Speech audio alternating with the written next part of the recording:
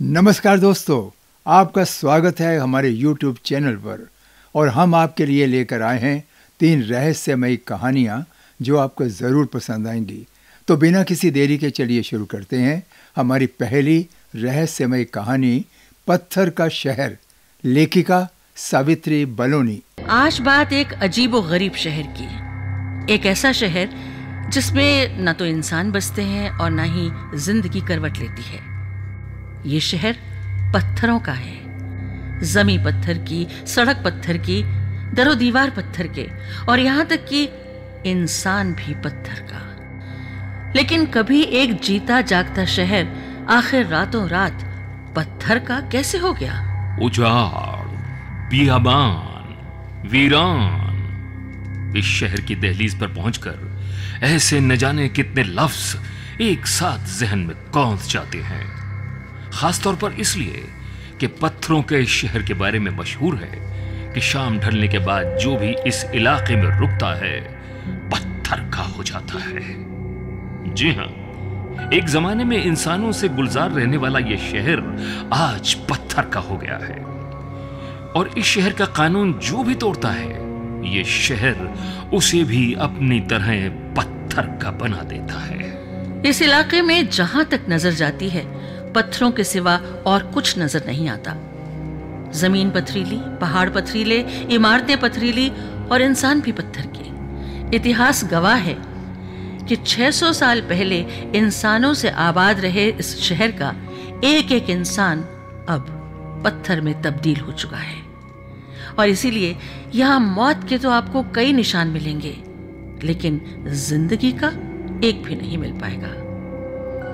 तकदीर ने मौत को इस शहर की नियति बना दिया है और जिंदगी को एक कभी ना पूरा हो सकने वाला ख्वाब। किराडू यानी 1000 साल पुराना एक ऐतिहासिक शहर। कहते हैं कि इस शहर को 8वीं या 9वीं शताब्दी में बसाया गया था। इसका नाम किराडू राजस्थानी में किरात कूप यानी कुएं के नाम से पड़ा। लेकिन इस शहर की तकदीर संवरी 12वीं शताब्दी में परमार राजाओं के शासन के साथ। परमार सोलंकी राजाओं के शासनकाल में किराडू को राजधानी का दर्जा मिला और तभी से पत्थरों पर अपनी खास कारीगरी और शिल्प कला के लिए ये छोटा सा शहर पूरे राजस्थान में मशहूर हो गया। लेकिन मनहूसियत ने इस शहर के दरवाजों पर जल्दी दस्तक दी। शुरुआत हुई 1235 के मोहम्मद गौरी के हमले के साथ। गौरी ने राजस्थान के दूसरे शहरों समेत किराडू को भी जी भर कर लूटा, कत्लेआम किया और यहाँ की कई खूबसूरत इमारतों को नेस्तनाबूद कर दिया।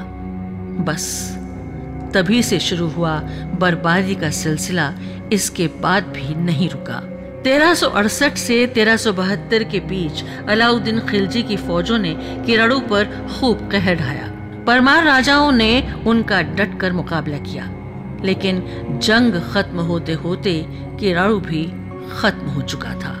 अगली 1 शताब्दी में किराडू की किस्मत ने फिर करवट ली। लोगों ने अपनी मेहनत और लगन से इस शहर को एक बार फिर बसाया, टूटी हुई इमारतों को खड़ा किया और जर्जर हो चुके मंदिरों में मूर्तियों की स्थापना दोबारा की। लेकिन किराडू के बाशिंदों की ये नई कोशिश एक बार फिर बेअसर होने वाली थी, क्योंकि किराडू पर इस बार जो खतरा मंडरा रहा था उसकी काट किसी के पास नहीं थी।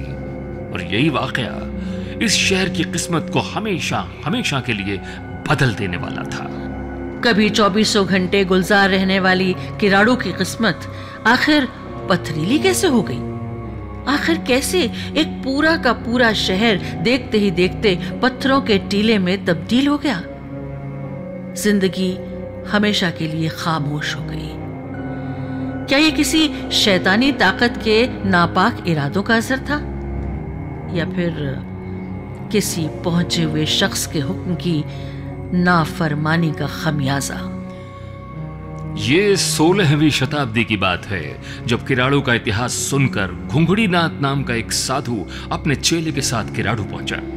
घुंघड़ीनाथ पहुंचा हुआ साधु था और इस इलाके की मुसीबतें सुनकर उसने इस शहर के लोगों की मदद करने का मन बनाया था। घुंघड़ी ने किराडू के कल्याण के लिए तपस्या करने की ठानी और लोगों से बस इतना कहा कि जिस दौरान वो तपस्या में लीन हो, शहर के लोग उसके चेले का ख्याल रखें। बहरहाल साधु ने तपस्या शुरू की और घुंगड़ी नाथ जब एक बार ईश्वर के ध्यान में लीन हुए तो फिर दिन, महीने और साल कब बीत गए किसी को पता ही नहीं चला। लेकिन इस दौरान अपने रोजमर्रा के कामकाज में व्यस्त शहर के लोग घुंगड़ी नाथ की बात पूरी तरह भूल गए। इस भरे पूरे शहर में एक गरीब कुम्हारन के अलावा साधु के चेले का ख्याल किसी ने नहीं रखा। शहर वालों को इस गलती का एहसास हुआ 12 साल के बाद, जब साधु घुंगड़ी नाथ की तपस्या पूरी हुई। किराड़ू के बाशिंदों की इस अनदेखी से घुंगड़ी नाथ इतने नाराज हुए कि उन्होंने उसी वक्त ये शहर छोड़ने का ऐलान कर दिया और जाते जाते शहर के लोगों को ये शाप भी दे दिया कि अब यह इलाका कभी भी आबाद नहीं होगा। और बस साधु ने अपने चेले के साथ जैसे ही इस शहर की ओर पीठ की, ये शहर पत्थर का हो गया। बस तभी से शुरू हुई किराड़ू की बदकिस्मती की कहानी, जो आज तक खत्म नहीं हो पाई है। 600 साल पहले पत्थर में तब्दील हुए इस शहर में आज भी मौत सी खामोशी है। इलाके के लोगों में किराड़ू का खौफ इस कदर है कि लोग भूल कर भी इन खंडरों के आसपास नहीं भटकते। कहते हैं कि अब से करीब 200 साल पहले इस इलाके से गुजर रही एक बारात ने किराड़ू के एक तालाब के किनारे रात गुजारने की जिद की। किराड़ू के खतरों से इन मुसाफिरों को आगाह करने की स्थानीय लोगों ने बहुत कोशिश की, लेकिन वो नहीं माने। और अगली सुबह वही हुआ जिसका उन्हें डर था। सुबह तालाब किनारे से बारात नदारत थी और पत्थर के ढेर के सिवा वहां कुछ भी नहीं था। किराड़ू की पहाड़ी पर इस अकेले मंदिर के पुजारी को भी शाम की आरती पूरी करने की बहुत जल्दी लगी रहती है। इन बदनाम खंडरों से बचने की कोशिश में वो पूजा पाठ खत्म होते ही तेज कदमों से अपने घर की ओर निकल जाता है। इंसान तो इंसान, इन खंडरों के बीच दिन में बेखौफ घूमने वाले परिंदे और जानवर भी सांझ के बाद इधर नहीं भटकते। लोगों का मानना है कि किराड़ू बदकिस्मती का दूसरा नाम है और इस इलाके में रहने पर बदकिस्मती की वही कहानी उनके साथ दोहराई जा सकती है। यही वजह है कि 700 साल से पत्थर की अधूरी खड़ी ये इमारतें आज भी इंतजार करती हैं ऐसे इंसानों का जो रात के अंधेरे में बेखौफ होकर इस शहर में आए और अपने आगोश में समेटकर ये पत्थर उन्हें भी पत्थर बना दे। तो दोस्तों, ये थी हमारी पहली रहस्यमयी कहानी। आपको कैसे लगी? अपने विचार नीचे कमेंट्स में जरूर बताएं। और अब चलिए सुनते हैं दूसरी रहस्यमयी कहानी, सौदा। लेखिका हैं सावित्री बलूनी। दोस्तों, सौदा एक ऐसी कहानी है जो जैसे जैसे आगे बढ़ेगी आपको परेशान करती जाएगी।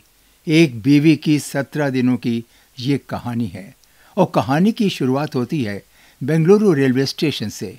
तान्या बेंगलुरु से मुंबई आ रही है अकेले अपने पति से मिलने, पर पति से मुलाकात हो उससे पहले ही ट्रेन में उसकी मुलाकात 2 अजनबी मुसाफिरों से होती है।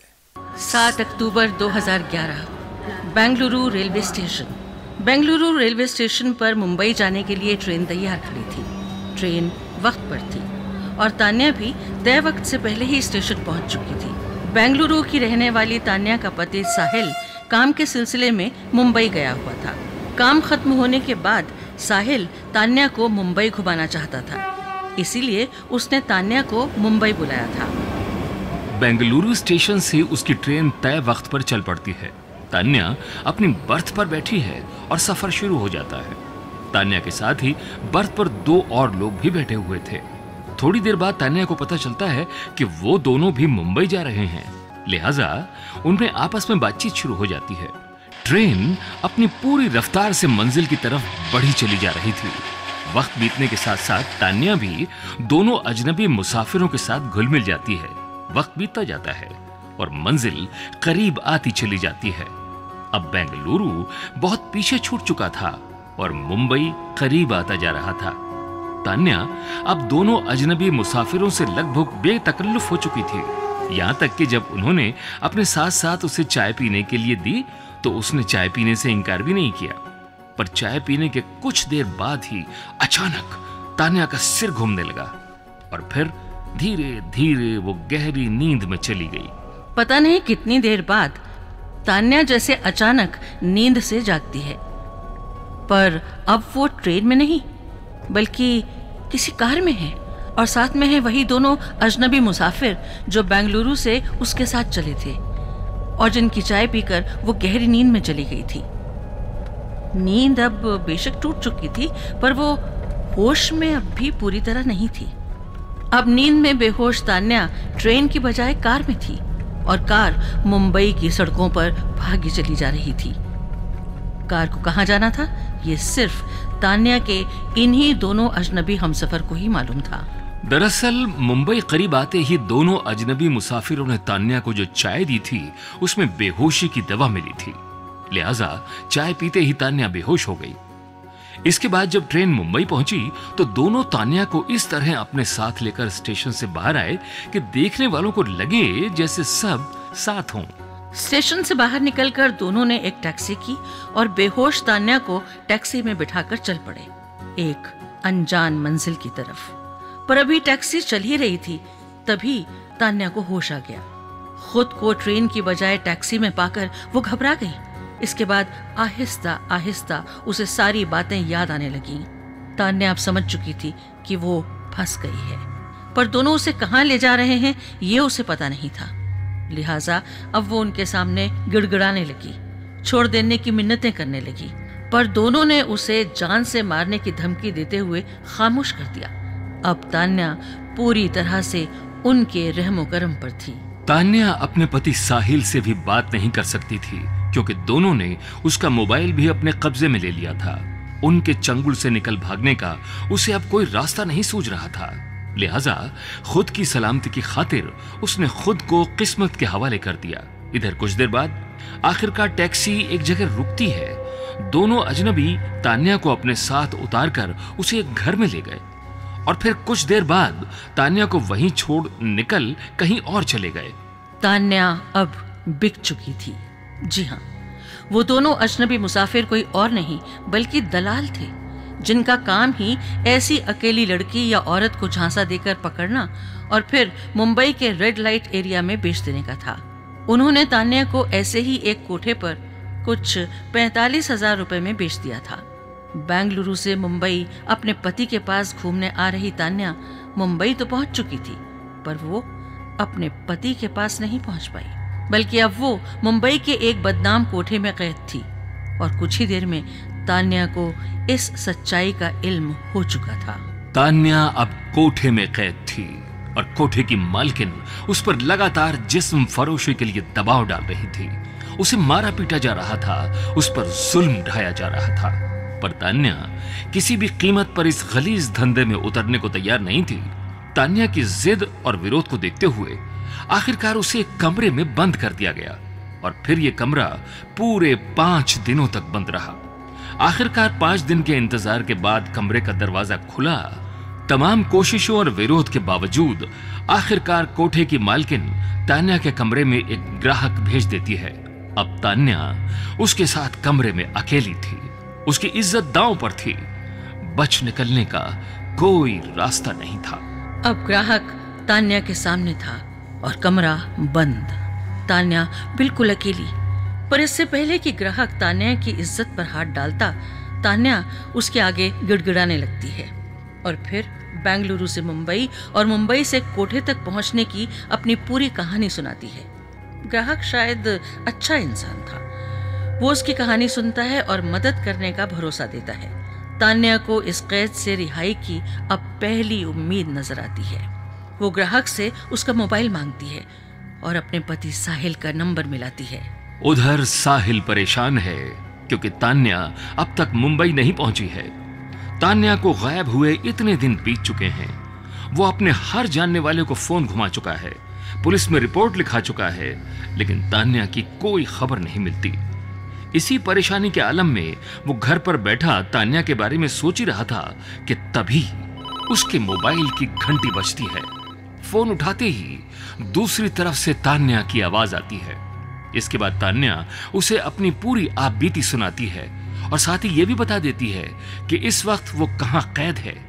यह सुनने के बाद साहिल के पैरों तले जमीन खिसक जाती है, पर वो तान्या को समझाता है, उसे हौसला देता है और यकीन दिलाता है कि वो बहुत जल्द उसे वहां से छुड़ा लेगा। अब फोन रखने के बाद साहिल अजीब कश्मकश में था।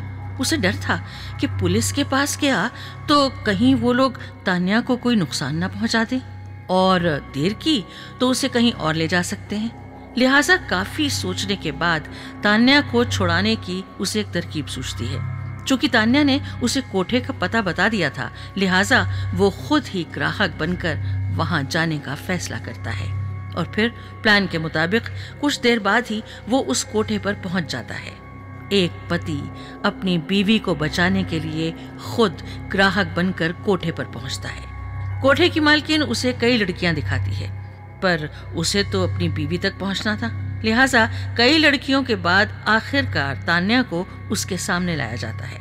इसके बाद वो तान्या को लेकर वहीं एक कमरे में चला जाता है। अपनी बीवी को इस हाल में और ऐसी जगह देखकर उसकी आंखें भर आती हैं, लेकिन वो खुद पर काबू रखता है और फिर तान्या को वहां से निकलने का प्लान बताता है।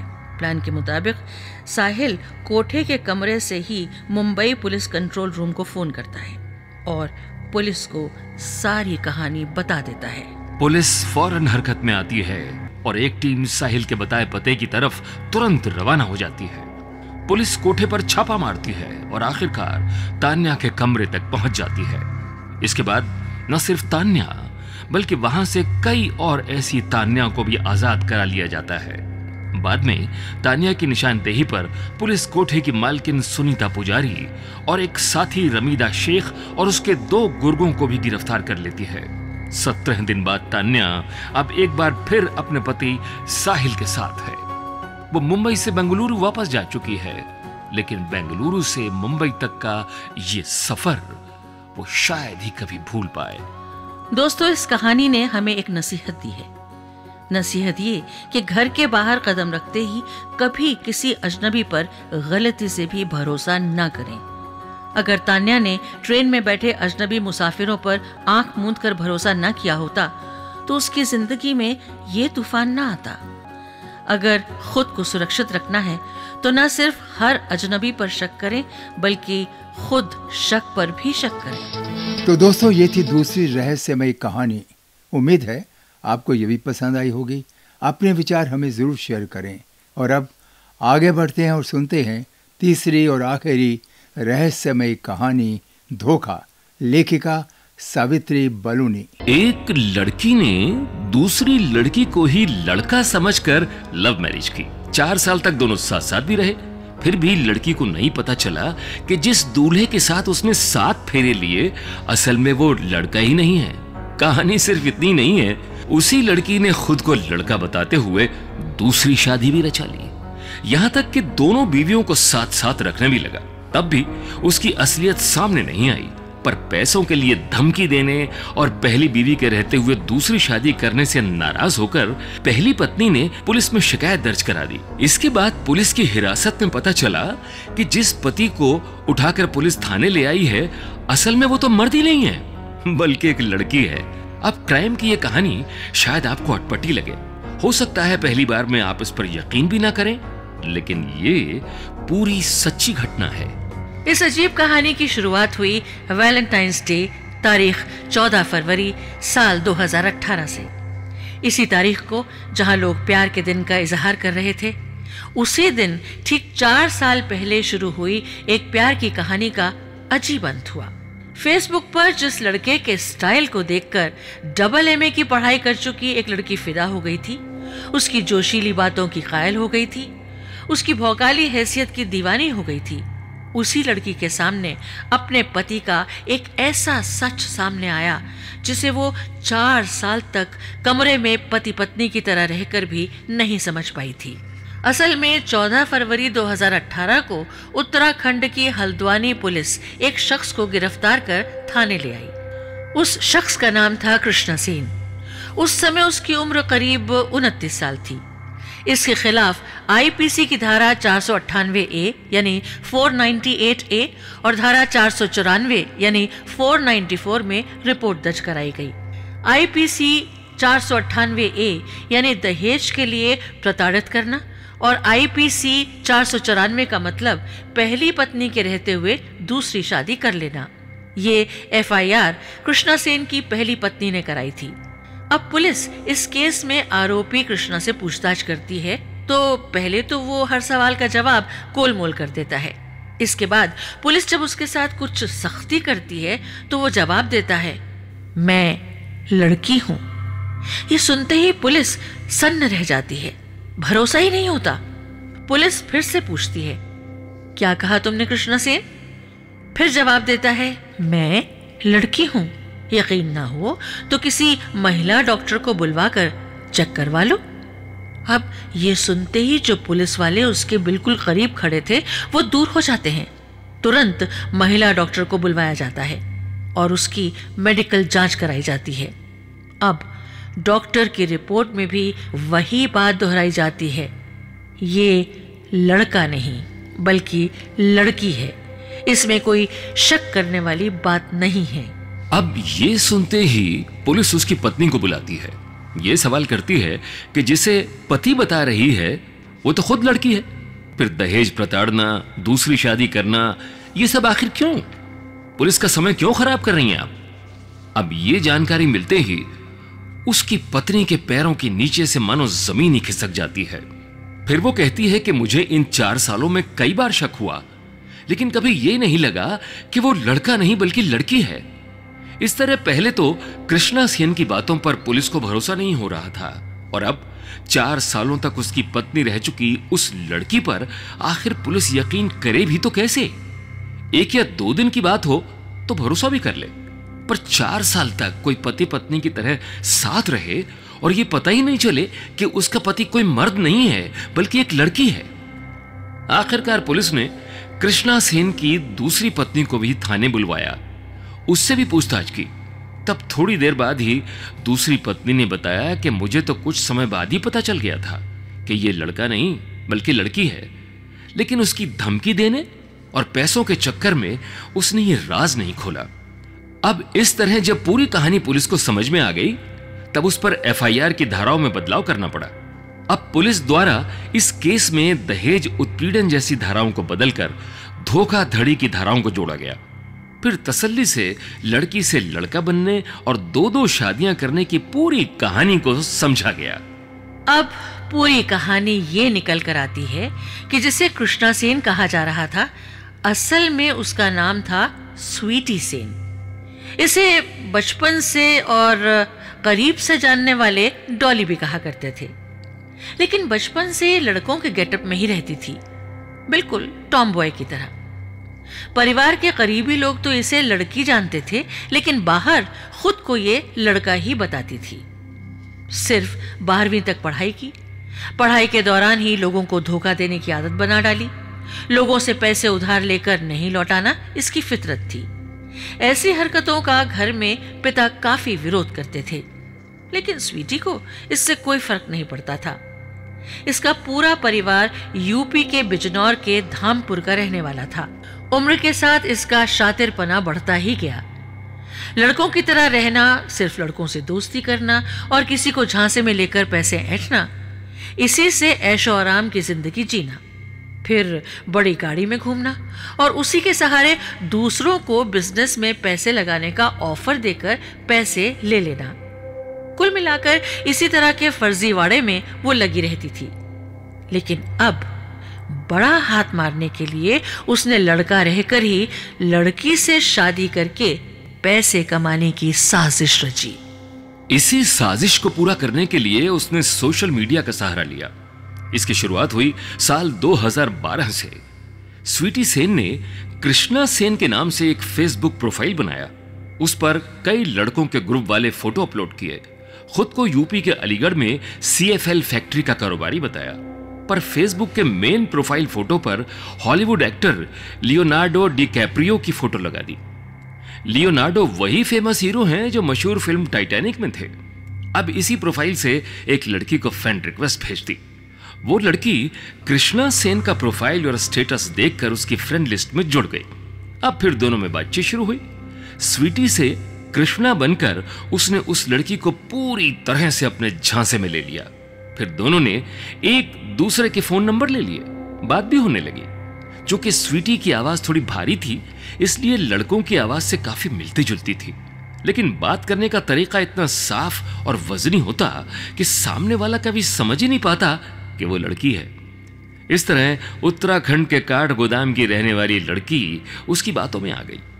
ये खुद डबल एमए की पढ़ाई कर चुकी थी, इंग्लिश और साइकोलॉजी में, लेकिन कभी कृष्णा को समझ नहीं पाई। दोनों एक बार नैनीताल में मुलाकात भी करते हैं। पहली मुलाकात के दौरान ही कृष्णा बड़ी सफारी कार लेकर पहुंचता है। इसे देखकर वो लड़की काफी इंप्रेस हो जाती है। फिर दोनों की बात शादी तक पहुंच जाती है। अब दोनों के परिवार के लोग मिलते हैं। लड़की के पिता की 2007 में ही मौत हो गई थी। घर में मां और छोटा भाई था। लड़की की उंगलियों में बचपन से एक बीमारी थी, जिसकी वजह से उसे काफी दिक्कत भी रहती थी। ऐसे में परिवार भी उसकी शादी को लेकर परेशान था। कृष्णा एक महिला को अपनी मां और एक शख्स को भाई बताकर लड़की के घर रिश्ता लेकर आता है। कृष्णा की मां कहती है कि बेटे का बिजनेस बहुत अच्छा चल रहा है, बढ़िया कमाई है, इसलिए लड़की के परिवार से हमें कोई दहेज नहीं चाहिए, हम सादगी से शादी कर लेंगे। यह भी बताया कि कृष्णा अभी पिता के साथ अलीगढ़ में CFL बल्ब का बिजनेस कर रहा है। बाद में हरिद्वार में भी एक फैक्ट्री शुरू करने की योजना है। यह सुनकर लड़की और उसकी मां ने तुरंत हामी भर दी। लड़की के पिता की मौत का कृष्णा ने इमोशनल फायदा उठाया। कृष्णा ने यह भी कह दिया कि चूंकि उसके होने वाले ससुर नहीं हैं, तो ऐसे में उनके परिवार की भी वो जिम्मेदारी उठाएगा, किसी भी स्थिति में आर्थिक मदद करेगा। अब ऐसी बातों से भला कौन सा परिवार खुश नहीं होगा, इसलिए शादी तय कर दी गई। बाकायदा मई 2013 में कृष्णा और उस लड़की की सगाई हुई।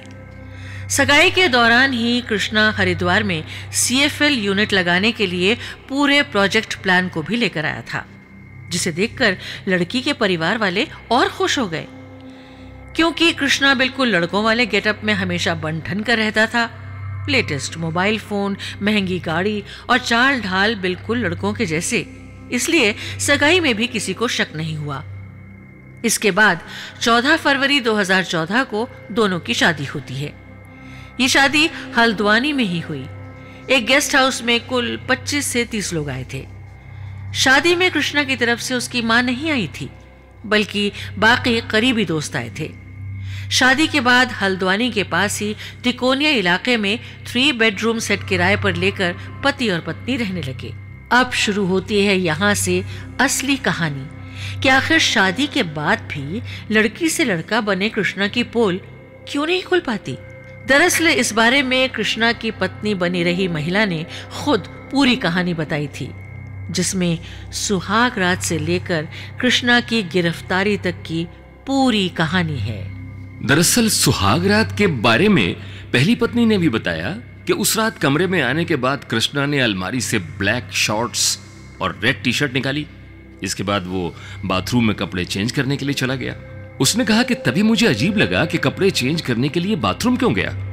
जब कपड़े चेंज करके आया तो उसने वजह पूछी। उसने बताया कि मुझे तुम्हारे सामने कपड़े बदलने में शर्म आ रही है। ये सुनकर लगा कि हाँ, कुछ लोगों को शुरू में ये अटपटा लगता है। इसके बाद रात में लाइट बंद कर हम दोनों ने कुछ देर एक दूसरे को गले लगाया और फिर उसने किस किया। फिर थोड़ी देर बाद ही बोला, आज बहुत थकान है, मुझे नींद आ रही है, और ये कहकर सो गया। इसके अगले दिन सुबह होते ही शेविंग भी की, बिल्कुल वैसे ही जैसे कोई मर्द करता है। इसके बाद बिजनेस के सिलसिले में बाहर चला गया। इस तरह बिजनेस के नाम पर 10 से 15 दिन के लिए बाहर रहना, फिर घर आकर थके होने की बात कहना। इन 4 सालों में कभी भी उसने आंखों के सामने कपड़े नहीं बदले। हमेशा बाथरूम में या बंद कमरे में ही कपड़े चेंज किया करता था। पहली पत्नी ने एक इंटरव्यू में बताया कि कृष्णा के सीने को लेकर उसने एक बार टोका भी। ये कहा कि कई बार देखने पर और गले मिलने पर उसका सीना लड़कियों जैसा महसूस होता है। इस पर कृष्णा ने कहा कि उसके हार्मोन की कुछ गड़बड़ी है, जिसे मेडिकल भाषा में गायनेकोमेस्टिया कहते हैं। इसमें हार्मोन की गड़बड़ी से मर्दों के सीने में उभार होकर कुछ कुछ लड़कियों जैसा दिखने लगता है, जिसका कृष्णा ने इलाज कराने की भी बात कही।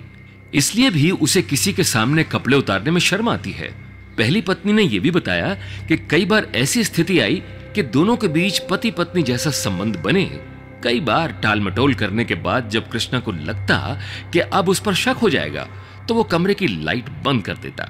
जब कमरे में अंधेरा हो जाता तो वो बहाना बनाता कि पत्नी ऐसे एक्टिंग करे जैसे उसके हाथ पैर बंधे हैं, ताकि वो अपने पति को छू ना सके। फिर वो सेक्स टॉय का इस्तेमाल करके रिलेशन बना लेता। ऐसा इतने सालों में गिनती में कुछ ही बार उसने किया होगा, लेकिन पति पत्नी जैसे रिलेशन दोनों में क्यों नहीं बन सके? इस बारे में पहली पत्नी ने बताया था कि शादी के कुछ दिनों बाद ही वो कड़े रुख वाला पति बन गया था। घर में घुसते ही चिड़चिड़ा होकर लड़ाई झगड़े करता, फिर गुस्से में दूसरे कमरे में सो जाता। इस तरह का व्यवहार करता था ताकि वो पति पत्नी की तरह रहे ही नहीं। पहली पत्नी ने यह भी बताया कि एक बार वो दोनों वैष्णो देवी भी गए थे। उस दौरान जहां कहीं आम लड़के खुले में शौच के लिए कहीं भी चले जाते थे, लेकिन उसने कृष्णा को कभी ऐसा करते हुए नहीं देखा। एक बार उसे वॉशरूम जाना था तो वो ओपन में नहीं गया, बाथरूम में ही गया था। असल में उसका मकसद कुछ साल बाद लाखों रुपए ऐंठने का था। इसलिए शादी के 2 साल बाद यानी 2016 में रिश्तों में सुधार लाने और बिजनेस को बढ़ाने के नाम पर पहली पत्नी की मां से उसने करीब 8.5 लाख रुपए ले लिए थे। अब इन पैसों को ऐशो आराम और महंगी गाड़ियों पर उसने खर्च कर दिए। पैसों को लेकर पहली पत्नी कुछ सवाल जवाब करती तो वो उसे धमकाने लगता था। कभी छोड़ने की धमकी तो कभी उसकी माँ और भाई पर हमला कराने की धमकी भी देता। इससे पत्नी काफी डर गई थी। वहीं इन्हीं पैसों के जरिए कृष्णा अब दूसरी लड़की से शादी करने का जाल बिछाना भी शुरू कर चुका था।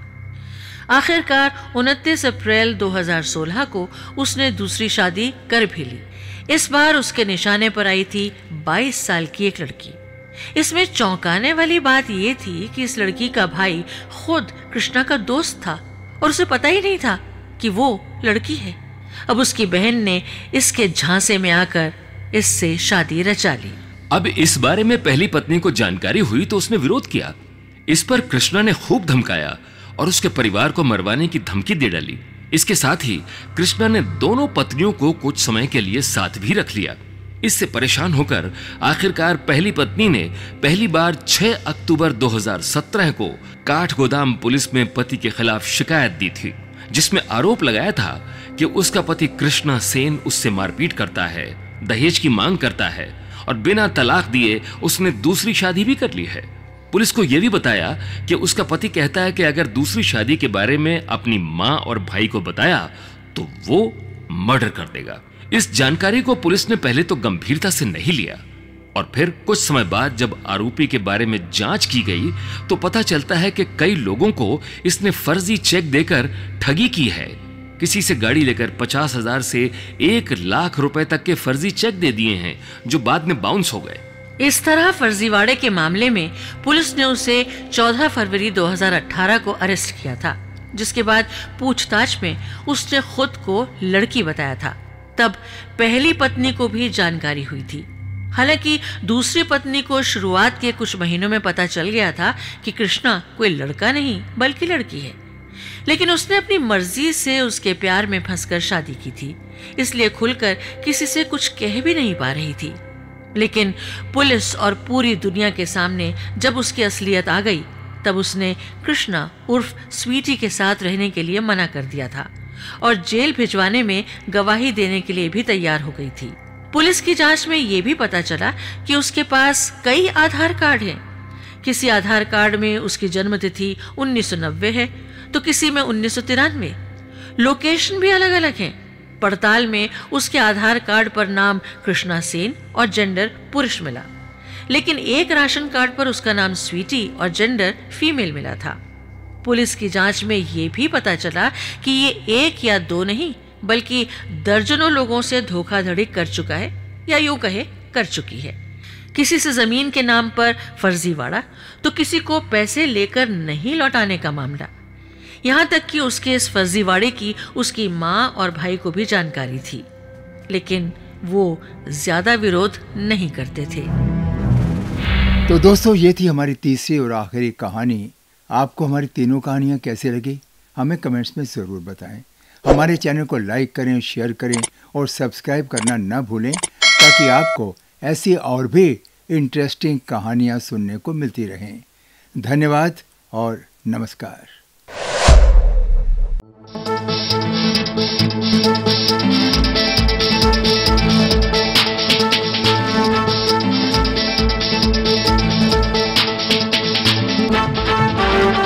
Thank you.